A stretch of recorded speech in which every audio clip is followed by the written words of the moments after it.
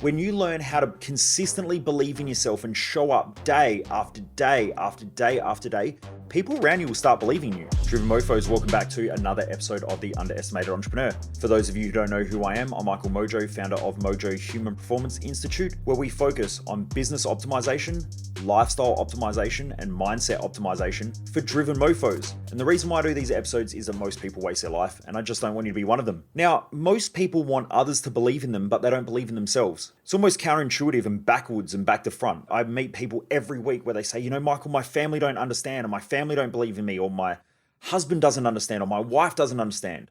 You know, they're trying to grow a business and they go, yeah, but my wife wants safety and security and money in the bank. Well, here's a question. Why would anyone else believe in you when you don't believe in what you're doing? When you can't communicate that belief consistently, why do you think your partner in your intimate relationship doesn't get what you're trying to do? Why? Because either the belief's not there or the communication ability isn't there.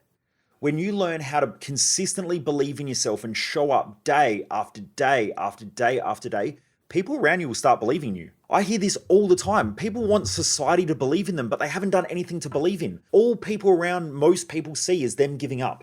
I'm going to lose weight, and then they don't lose weight. Oh, I'm going to go to the gym this week, and then they don't go to the gym. Oh, I'm going to go, get a new job, and then they complain about their job for the next fucking 10 years, and nothing changes. Most people in our society will never believe in you. Number one, because they don't believe in themselves.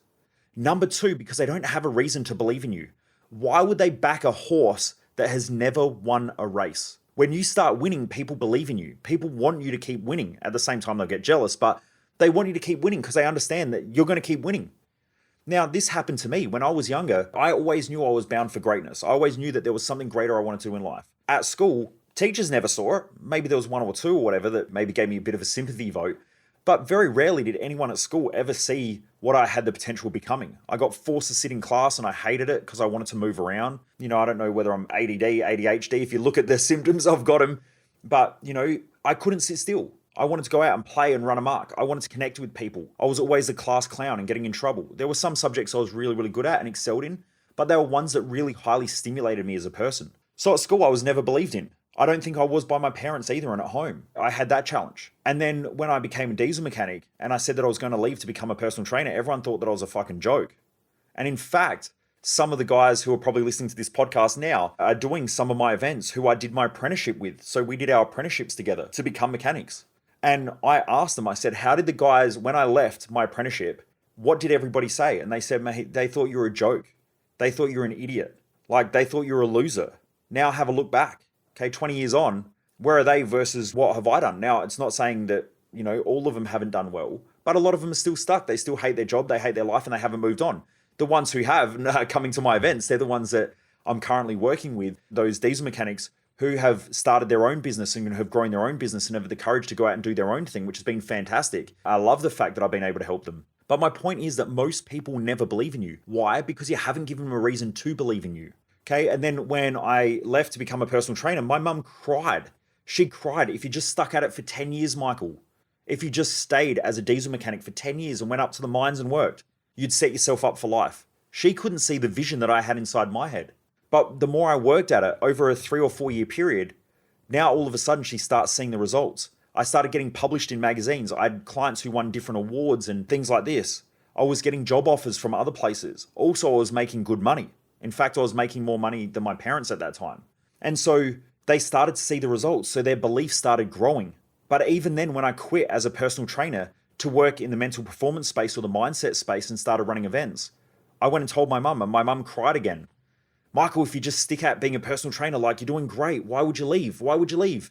You're making good money. Okay, but I believed in myself. And then now, once again, my mum's seen everything that I've created, and so now she believes in me again. My point is that you've got to stop waiting for everybody else to believe in you. Okay, it will never happen. Your partner in your intimate relationship does not believe that you can succeed at the level that you believe you can succeed. Now, sometimes they will. Okay, I know Jess, my wife, I know that there are times where she doubts it. But I know over and over and over again, I've consistently backed myself up and consistently got the results to show her that I can win, and I win consistently. Okay, but she still has her doubts. There are times where I say I'm going to do something. She says, no, you're not. We don't have the money. We don't have the time. You can't do it because of all these reasons. And I look at her and I say, well, what's the real problem? What's going on? What's your fear? What's your concern? And then I figure out and communicate with her in a way where she then starts to believe in me again. If not, then it just causes problems. We used to argue about this stuff. Or the other thing that's even worse is that in an intimate relationship, you have great belief. Your partner doesn't believe in your goals yet because they haven't seen you consistently win enough. And so then what happens is they start planting a seed of doubt.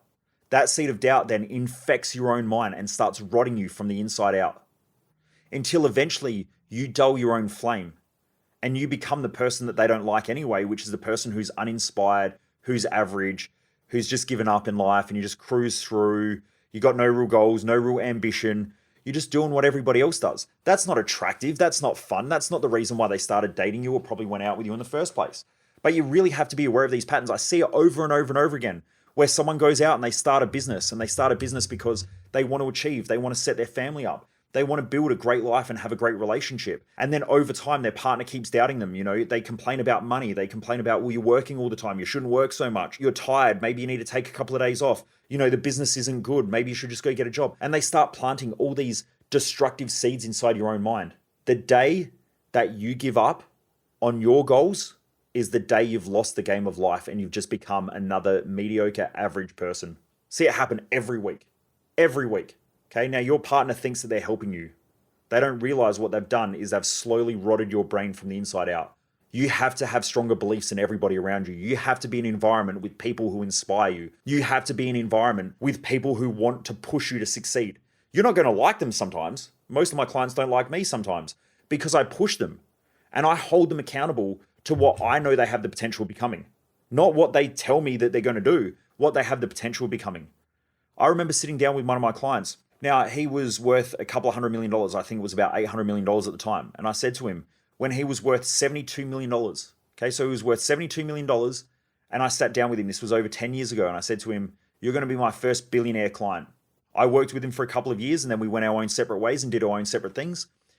He went through some financial troubles and some difficulties and some legal cases and so on and got kicked a bit. And I sat him down. I said to him, right, we're working together. This is my price. This is what I want. We did a deal together where I got some shareholdings in his companies. And I said, I still believe that when I said to you, you're going to be my first billionaire client, we need to get you back on track because I still believe that. And so I push him, and I still work with him now. I push him to get better results. Why?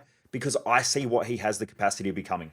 They're the people that you need to surround yourself with, people who hold you accountable to a greater standard and that they can see that you have something greater inside of you, not people who put doubt, who put fear, who put worries, who put concerns, who hold you back, and then try to keep pulling you back down into averages. If you do that, you are slowly going to rot from the inside out. And one day you're going to look back at your life and you're going to go, what did I do? I gave up on me, and maybe I could have achieved so much more, and you're going to be disappointed with yourself. Okay, as I say at the start of every episode, most people waste their life, and I just don't want you to be one of them. I watched my grandfather the last couple of weeks before he passed away cry because he said I never got to do the things that I really wanted to do in life. I don't want you to be that person. That's why I'm here. Some people love the fact that I push and I am controversial and I hold people accountable to a greater standard because I know what people have the capacity to become.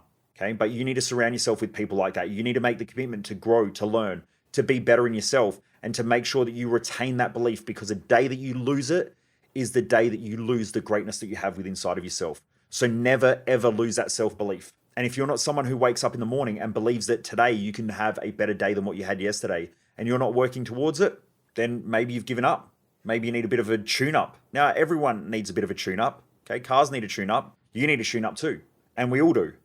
But make sure that you are consistently pushing yourself to achieve more and that you believe in you. Don't lose that belief. Anyway, Driven Mofos, I hope this was a kick in the pants that you needed. I hope you're enjoying these episodes as well. If you haven't jumped across to our No BS Business Hacks Facebook group, please make sure you jump across there. Just type in Facebook No BS Business Hacks. Join it. It's free. I'm adding in free content consistently. Also, remember this week, remember to share the podcast with just one person. That's all that I ask. It's the reason why I don't run ads on any of my podcasts, because I just want to get it out to more people. So the more people we can get on board, the better it is for me personally, and the more I'm inspired to keep doing these. So please remember to share it with one person, especially if you're loving these. I do these episodes for free. I don't charge anything.